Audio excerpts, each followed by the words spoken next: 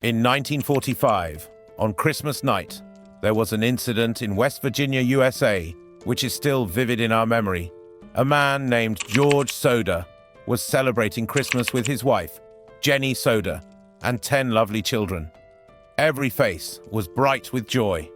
But who knew that this night was going to turn into a bad dream? A nightmare that has remained unsolved to this day. It so happened that it was 1 o'clock at night when a fire broke out in the house. George and Jenny run out with their 4 children, but the 5 children who slept in the room upstairs disappear somewhere forever. This is not a story, rather a mystery, and all it says is that the strange things in this world are always living. Let's try to understand each and every aspect of this unsolved mystery. George Soder was a hard-working Italian immigrant who was strongly against the Italian dictator Benito Mussolini. This is why he was forced to leave Italy and live in America. Talking openly against the Italian dictator could have been a problem for him, but he never showed fear. He did trucking business in America, and fortunately he had his own house. His wife, Jenny Soder, was a dedicated housewife. 24th December 1945, Christmas. At about 1 o'clock at night, Jenny feels smoke in the house. When she goes to see, she finds out that there has been a fire in the kitchen for some reason. George and Jenny go out with their 4 children, but the 5 children sleeping in the room above remain inside. George tried his best to save them. When George Soder ran towards the window on the 2nd floor, he saw that his ladder was missing from its place. Then he thought of using his coal truck to reach the window. But when he turned on the ignition, the truck didn't start, and the other truck wasn't working either. The people who were there tried to call the Fayetteville Fire Department, but to no avail. Later, when they contacted the fire chief, the fire brigade arrived 7 hours after the fire. Everyone thought that there was a fire in the house for some reason, in which 5 children burned to death. But this case, as normal as it seemed, was even more complicated. The next morning, when the investigation began, the officials also gave a similar statement and closed the case. They said that the children had burned to death due to the fire. But this was beyond everyone's understanding, because the bones of a human body cannot form ashes even at a temperature of 800 degrees Celsius, especially the parts of the bones that contain calcium, which also contains human teeth.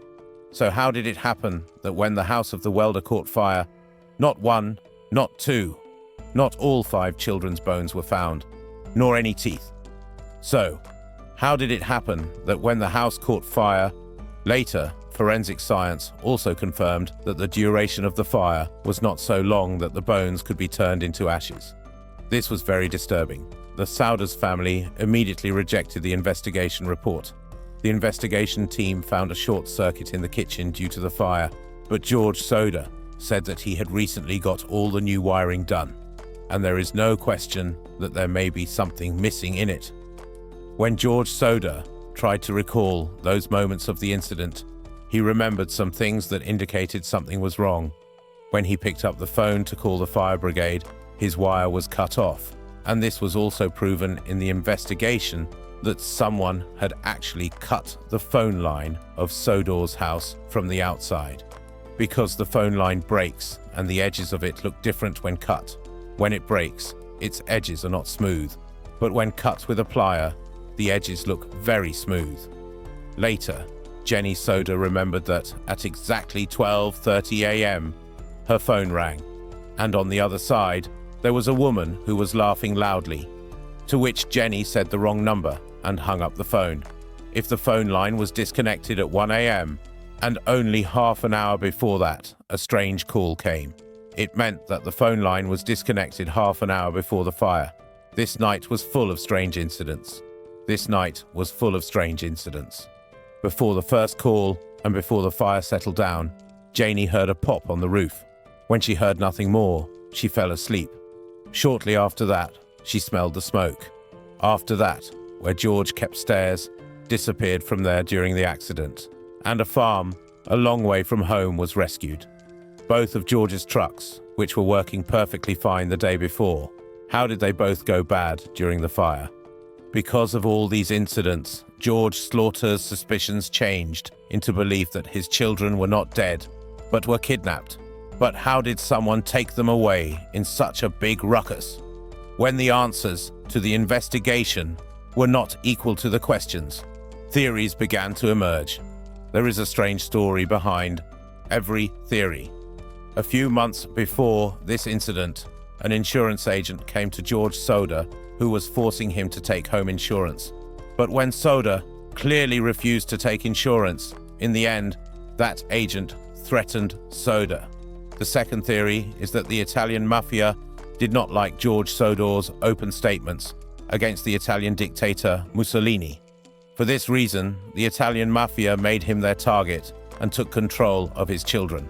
Some people claimed to have seen the children of Sodor in different places after the fire. One woman said that she saw the children in a hotel with a strange couple.